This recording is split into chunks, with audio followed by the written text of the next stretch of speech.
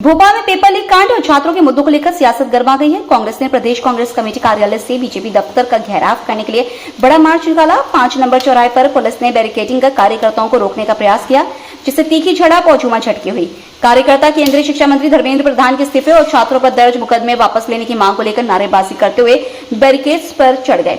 स्थिति को देखते हुए पुलिस ने वाटर कैनन तैनात कर रखे थे। हालांकि अंत में कांग्रेस नेताओं ने बाबा साहब अम्बेडकर के अनुयायी होने का हवाला देते हुए पुलिस की समझाइश का सम्मान किया और प्रदर्शन समाप्त कर वापस लौट गए।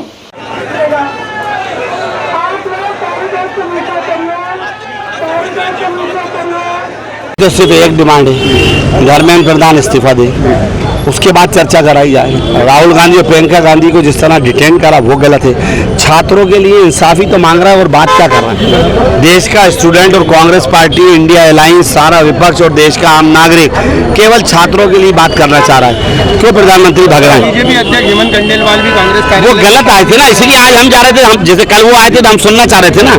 हमारे लोग आपने है कि राहुल गांधी देश में अनेकता फैला रहा है। जब ऐसी बात आती है तो वैसी बात करने लगते हैं, मुद्दों से भटकते हैं। सच्चाई जवाब देना है कि नीट की परीक्षा में घपला हुआ कि नहीं हुआ, और वो कहते हैं कार्रवाई करी, तो बात कार्रवाई का मुखिया कौन है? धर्मेंद्र प्रधान है ना, देश उसी का इस्तीफा मांग रहा है। देखिए, नीट पेपर जो लीक हुआ है, बच्चों का भविष्य जो अंधकार में हुआ है, 21 बच्चों की जो मृत्यु हो गई है, उसको लेके हमको दुख है और उनकी लड़ाई हम लोग लड़ रहे हैं। राहुल गांधी जी उन छात्रों की लड़ाई सड़कों पर निरंतर लड़ रहे हैं। आपने देखा कि संसद में उन्होंने पेपर लीक मामले में चर्चा कराने की बात की, परंतु केंद्र सरकार और मोदी जी ने चर्चा नहीं कराई।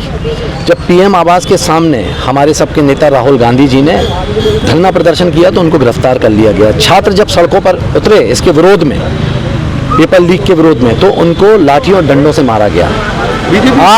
आज जिला कांग्रेस कमेटी भोपाल शहर 3 मांगों को लेकर भारतीय जनता पार्टी के कार्यालय पर पैदल मार्च निकाली थी, जिसमें धर्मेंद्र प्रधान का इस्तीफा मांगने की पहली मांग थी।